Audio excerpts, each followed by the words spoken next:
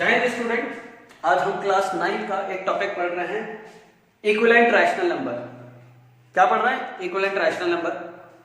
तो आपको पता होगा कि रैशनल नंबर क्या होते हैं, कि कोई भी नंबर अगर पी अपॉन क्यू के फॉर्म में रिप्रेजेंट करा जा सके, जहां पी और क्यू क्या हो, इंटीजर हो और क्यू की वैल्यू 0 के बराबर ना हो, तो ऐसे नंबर को हम क्या बोलते हैं?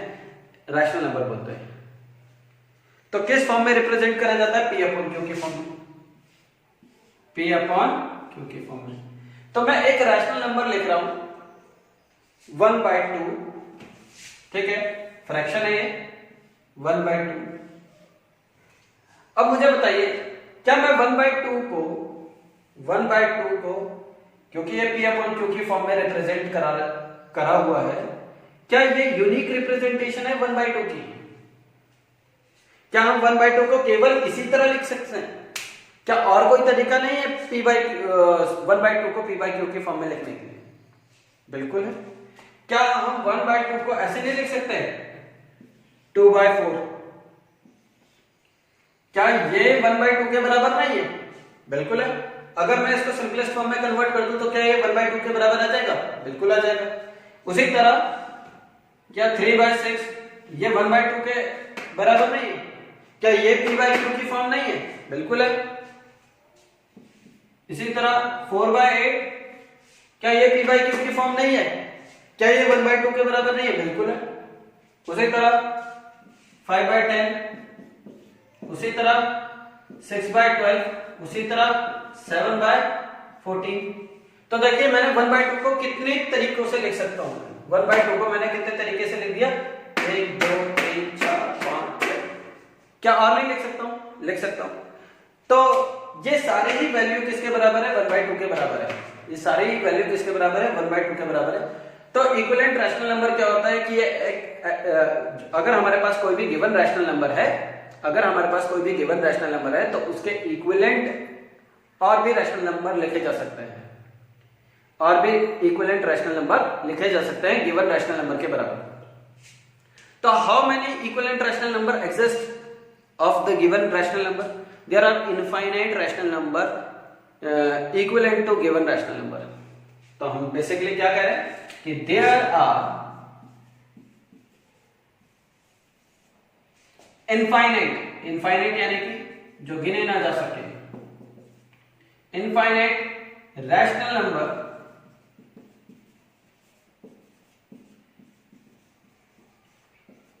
equivalent to given rational number. There are infinite rational number equivalent to given rational number. ठीक है ना? यानी कि 1/2 के बराबर हम अनगिनत रैशनल नंबर लिख सकते हैं। अनगिनत रैशनल नंबर हम क्या कर सकते हैं? लिख सकते हैं। अब इक्विवेलेंट रैशनल नंबर का जो ये कॉन्सेप्ट है, हम ये कहां पर यूज करेंगे? ये हम यूज करेंगे to find a rational number between two given rational और इरेशनल नंबर, कि किसी भी रैशनल और इरेशनल नंबर के बीच में हमें क्या फाइंड करने हैं? रैशनल नंबर्स फाइंड करने हैं। तो हमारे पास जो नेक्स्ट टॉपिक है वो टॉपिक क्या है? Finding the rational number between two given rational और इरेशनल नंबर। तो पहला ये जो हमारे पास दूसरा टॉपिक है वो क्या है?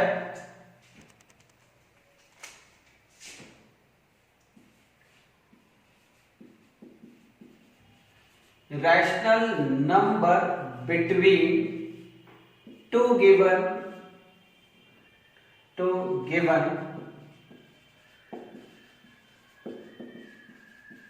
Rational number. ठीक है ना? अब सवाल यह उठता है कि how many rational number are there between two given rational और इरेशनल नंबर। तो आंसर यह है कि there are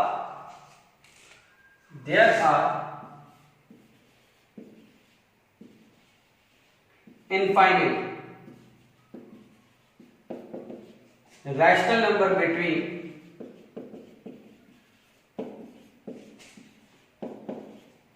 to given rational number.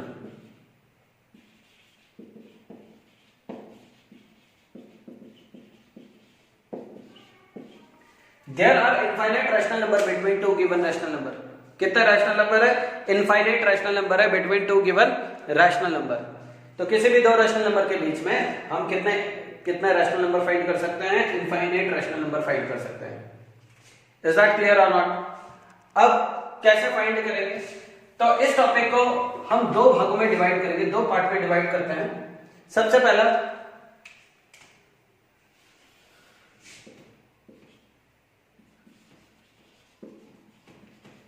Rational number with same denominator,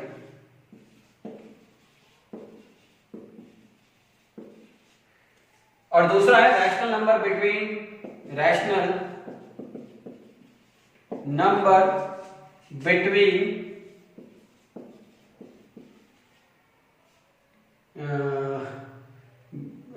rational number with different denominator.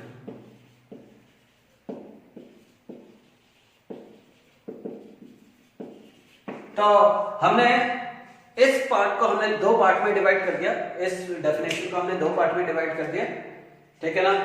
कि अगर आपके पास जो गिवन रैशनल नंबर होंगे उनका डिनोमिनेटर क्या सेम होगा, और दूसरा पार्ट है कि अगर आपको जो गिवन रैशनल नंबर है, जो दो गिवन रैशनल नंबर है, उनके जो डिनोमिनेटर है वो डिफरेंट है। तो दोनों के लिए हमें अलग अलग स्ट्रेटेजी अपनानी पड़ेगी। सबसे पहले मैं ये वाला पार्ट कर रहा हूं जिसमें डिनोमिनेटर क्या है, सेम है। तो क्वेश्चन इस प्रकार से है,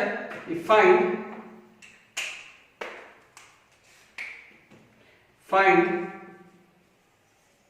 6 रैशनल नंबर बिटवीन 1/2 एंड 3/2।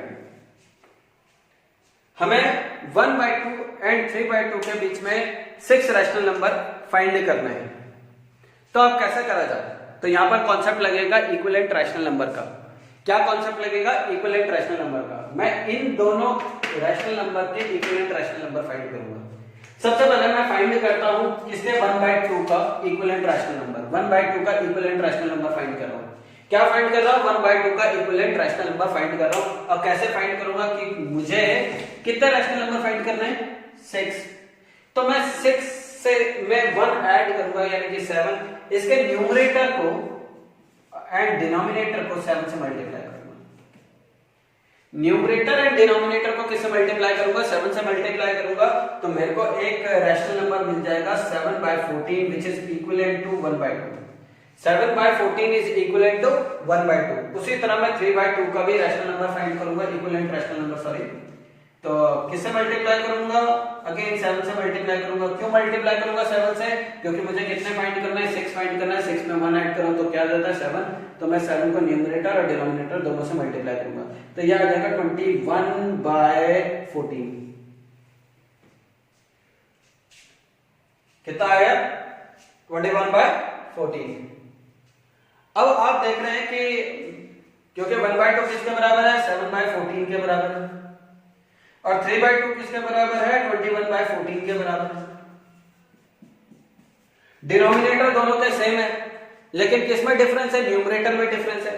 अब न्यूमरेटर में डिफरेंस है तो हम क्या करेंगे कि न्यूमरेटर को, जो भी छोटा वाला न्यूमरेटर है उससे हम आगे बढ़ते रहेंगे। तो ये आ जाएगा हमारे पास 8/14, ये एक रैशनल नंबर आ गया। दूसरा 9/14, ये दूसरा रैशनल नंबर हो गया। तीसरा हो गया 10/14, फोर्थ 11/14, ठीक है। फिफ्थ 12/14, सिक्स आ गया हमारे पास 13/14, और इसी तरह बहुत सारे हम कर सकते हैं। 21/14, बहुत सारे हम लिख सकते हैं रैशनल नंबर बिटवीन 1/2 एंड 3/2। पहला ये हो गया, second, third, fourth, fifth, sixth. अब ये आपका बुक में जो आंसर होगा उससे थोड़ा डिफरेंट भी हो सकता है। क्यों डिफरेंट हो सकता है? क्योंकि हमने पहले से बताया कि there are infinite rational number between two given rational number. Infinite, अब इनफाइनाइट है, ठीक है ना? तो वो कोई से भी हो सकता है, वो कोई से भी हो सकता है। आइए आप देखते हैं कि हम rational number with different denominator कैसे करते हैं। तो एक क्वेश्चन मैं लिख रहा हूं यहां पर, फाइंड, क्वेश्चन इस प्रकार से है, find 5 rational number between 1/2 and 5/7। हमें कितने रैशनल नंबर फाइंड करना है? 5 रैशनल नंबर फाइंड करना है। किसके बीच में फाइंड करना है? 1/2 एंड 5/7। तो आप इस केस में देख रहे होंगे कि दोनों का जो डिनोमिनेटर है वो डिफरेंट है। दोनों का जो डिनोमिनेटर है वो क्या है? डिफरेंट है। अब जब दोनों का डिनोमिनेटर डिफरेंस है तो भैया कैसे करेंगे? तो सबसे पहला काम हमें करना है कि दोनों के डिनोमिनेटर सेम करने हैं। अब डिनोमिनेटर दोनों के सेम कैसे करा जाए? तो सबसे पहले हम क्या करेंगे कि एलसीएम फाइंड करेंगे। अब एलसीएम किसका फाइंड करेंगे? जो डिनोमिनेटर 2 एंड 7 का, 2 एंड 7। तो कितना आएगा? ये 14 आ जाएगा क्योंकि दोनों को प्राइम नंबर है। अब 14 इनका एलसीएम आ गया। तो मुझे अब क्या करना है कि दोनों जो रैशनल नंबर है 1/2 एंड 5/7 उनके जो डिनोमिनेटर है 14 बनाने हैं, by hook and by crook. तो 14 कैसे बनाऊंगा देखते हैं। 1/2, तो 2 को किस नंबर से मल्टीप्लाई करूंगे? 14 आ जाए 7 से। तो मैं क्या करूंगा कि 1/2 को के न्यूमरेटर और डिनोमिनेटर को दोनों को 7 से मल्टीप्लाई करूंगा। तो हमारे पास क्या आ जाएगा? एक इक्विवेलेंट रैशनल नंबर आ जाएगा 7/14। इज दैट क्लियर और नॉट? अब हमारे पास जो दूसरा रैशनल नंबर है वो कितना है? 5/7। अब इसका डिनोमिनेटर 7 है। 7 को किस नंबर से मल्टीप्लाई करूंगा ताकि 14 आ जाए? 2 से मल्टीप्लाई करूंगा। अब जब 7 को मैंने 2 से मल्टीप्लाई करा तो 5 को भी 2 से मल्टीप्लाई करूंगा। तो ये आ जाएगा 10/14। तो हमने यहाँ पर इक्विवेलेंट रैशनल नंबर निकाल लिया किसका? 1/2 का एंड 5/7 का। तो 1/2 का इक्विवेलेंट रैशनल नंबर है 7/14 और इसका आ गया 10/14। अब दोनों को देखेंगे, दोनों इक्विवेलेंट रैशनल नंबर्स को देखेंगे कि दोनों के डिनोमिनेटर सेम है। बिल्कुल है। तो हमने पहला पार्ट तो यहाँ पर कंप्लीट कर दिया कि जहां हमने दोनों रैशनल नंबर के जो डिनोमिनेटर है वो सेम कर लिए। अब बिल्कुल वैसे ही प्रोसीड करना है। अगर इस स्टेज में दोनों के बीच में उतने नंबर का डिफरेंस आ गया, यानी कि दोनों के न्यूमरेटर में उतने नंबर का डिफरेंस आ गया जितना पूछा गया है, तो तब तो बात खत्म। अगर नहीं है तो फिर हम बिल्कुल जैसे इस पार्ट में प्रोसीड करा था वैसे ही प्रोसीड करेंगे। जैसे कि 7/14 का इक्विवेलेंट रैशनल नंबर निकालेंगे। अब कैसे निकालेंगे? क्योंकि 5 रैशनल नंबर फाइंड करना है तो मुझे इसको किससे मल्टीप्लाई करना पड़ेगा? 6 से मल्टीप्लाई करना पड़ेगा। आपको बताया था 5 फाइंड करना है तो 6 से मल्टीप्लाई करना है, 6 फाइंड करना है तो 7 से, 7 करना है तो 8 से। ठीक है ना? तो यह आ जाएगा 7 6 42 और 84, 42/84। यह हमारे पास आ जाएगा एक रैशनल नंबर 42/84। और दूसरा हमारे पास क्या है? 10/14। तो इसको भी ऐसे मल्टीप्लाई करेंगे, है ना? तो यह आ जाएगा 60/84। तो हमारे पास 1/2 का इक्विवेलेंट रैशनल नंबर आ गया 42/84 और 5/7 का इक्विवेलेंट रैशनल नंबर आ गया 60/84। तो इन दोनों के बीच में हमारे पास बहुत सारे रैशनल नंबर मिल रहे हैं। 42/84 के बाद कौन सा आएगा? 43/84, 44/84, 45/84 एंड सो ऑन टिल 60/84। कोई से भी 5 उठा के लिख लीजिए, वही आपका आंसर हो जाएगा। वही क्या हो जाएगा? आपका आंसर हो जाएगा। तो हमने यहां पर देखा कि इक्विवेलेंट रैशनल नंबर क्या होते हैं। दूसरा चीज हमने जो पढ़ी, how to find a rational number between 2 given rational number. अब सपोज करो कि आपको अगर इरैशनल नंबर दिए हुए होते, जो 2 गिवन नंबर्स हैं यहाँ पर, पहले तो हमने रैशनल नंबर लिया, अगर 2 गिवन इरैशनल नंबर दिए थे तो उनके बीच में कैसे फाइंड करते हैं हम रैशनल नंबर। सपोज करो कि आपके पास 2 इरैशनल नंबर है, एक है √2 और दूसरा है √3। एक है √2 और दूसरा क्या है? √3। तो इनके बीच में कैसे फाइंड करेंगे हम रैशनल नंबर। तो हम जानते हैं कि अगर हम इसका डेसिमल एक्सपेंशन करें तो ये कितना आता है 1.414, और इसका डेसिमल एक्सपेंशन करें तो ये कितना आता है हमारे पास 1.732। तो क्योंकि ये नॉन टर्मिनेटिंग नॉन रिपीटिंग है, तो हम इसमें बहुत सारे हम ऐसे डेसिमल लिख सकते हैं जो टर्मिनेटिंग हो, जो नॉन टर्मिनेटिंग रिपीटिंग डेसिमल। जैसे कि अब यहाँ पर है हमारे पास एक रैशनल नंबर आ सकता है 1.414 एंड सो ऑन। इससे बड़ा हो जाएगा 1.4,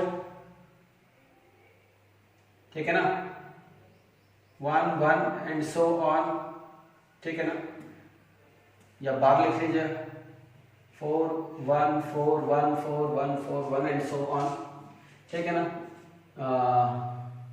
1.5, 1.51, ठीक है, 1.6,